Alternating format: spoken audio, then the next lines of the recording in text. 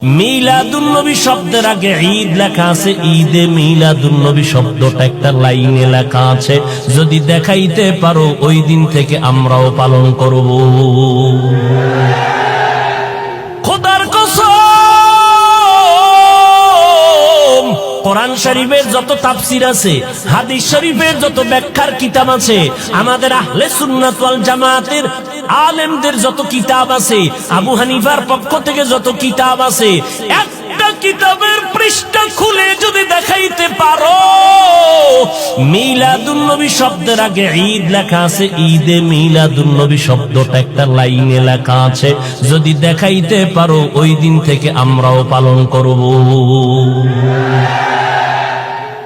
নবী বলেন, আমি দুই কারণে সোমবার দিন রোজা রাখতাম। এক কারণ, আমি জন্ম হয়েছি সোমবার, আমি রোজা রাখি মিলাদের শুকর আদায় করি। দ্বিতীয় কারণ, আল্লাহ যেদিন আমাকে কোরআন নাজিলের উদ্বোধন করেছেন জিবরাইলের মাধ্যমে, ওই দিনটাও ছিল সোমবার। আমি কোরআন নাজিলের সোমবার দিন রোজা রাখার মাধ্যমে কোরআন নাজিলের দিনটার শুকর আদায় করি। উম্মতেরা যদি মিলাদুন নবী কিছু পালন করতে চাও, মোহাব্বতে নবীর রোজা রাখো, নবীর আমল রোজা। সোমবার দিন রোজা রাখবা, 12ই রবিউল আউয়াল আর 13 রবিউল আউয়াল, কোন তারিখের ভেদাভেদ নাই। তারিখ বাদ দাও, নবীর দিন ঠিক রাখবা, সোমবার দিন ঠিক রাখবা।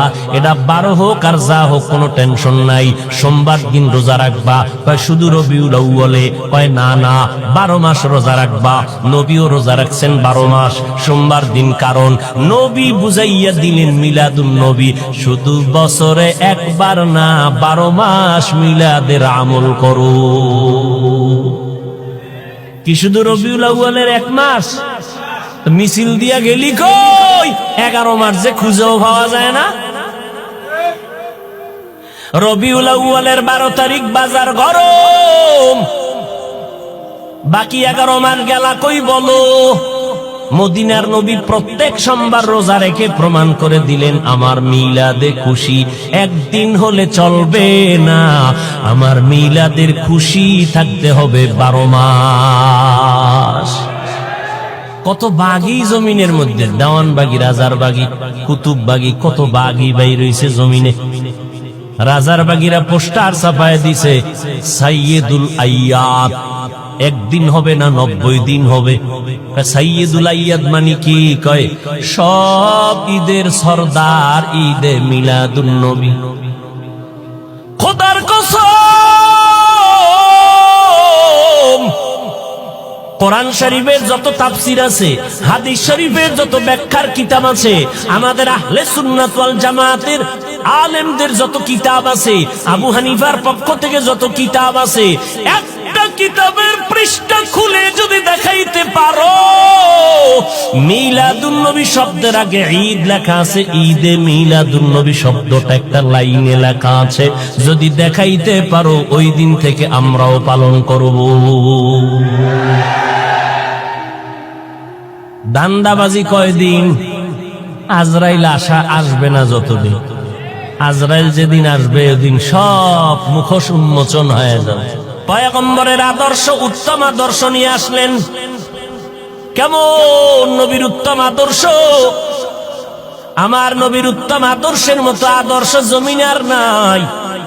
মায়ার নবী, কেমন দামি নবী, যার কোনো গুনাহ নাই। আম্মা জান আয়েশা বলেন, নবীর ঘাম বোতলের মধ্যে ভরে রাখতাম আমরা, মাঝে মাঝে নবীর ঘাম আতর হিসাবে ব্যবহার করতাম।